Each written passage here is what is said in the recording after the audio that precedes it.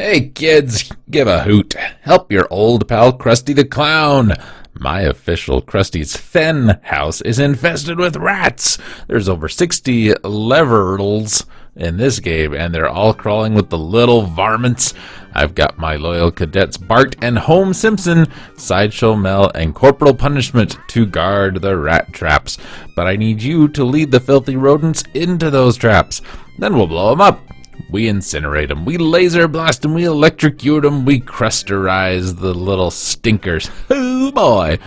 Did I mention the snakes, aliens, and the flying pigs? Well, watch out for those riffraff. If you can't crusterize them, at least avoid them. They're worse than the bleeping rats. Making Krusty's Funhouse vermin-free is not a pretty task, kitty cadets, but someone's got to do it. Someone's got to proofread, too. This is Krusty's Super Funhouse by Audiogenic Ltd. That means limited. And Acclaim, released in 1992. Of course, it's part of the Simpsons franchise. And would you know it? This one's actually not terrible. I was, yes, equally as shocked and amazed as you, dear viewer. Kind of plays a little bit... a little bit kind of like, well, here would be why. Originally released as a rat trap for the Commodore Amiga, it was developed by Fox Williams for Audiogenic, which licensed it to Acclaim.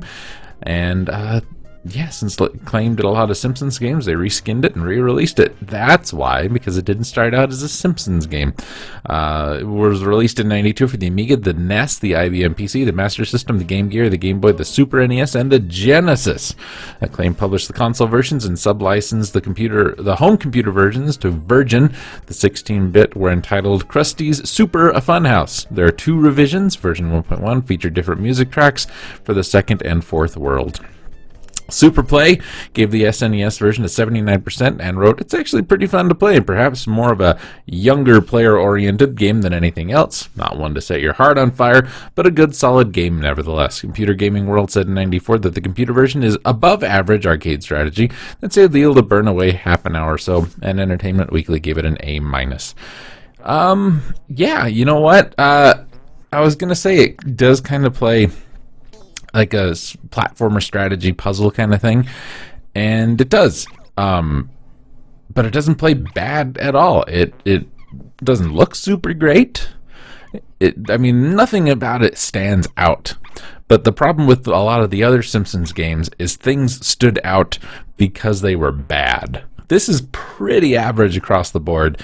It plays fine, and for a Simpsons game based on a character, that's saying something.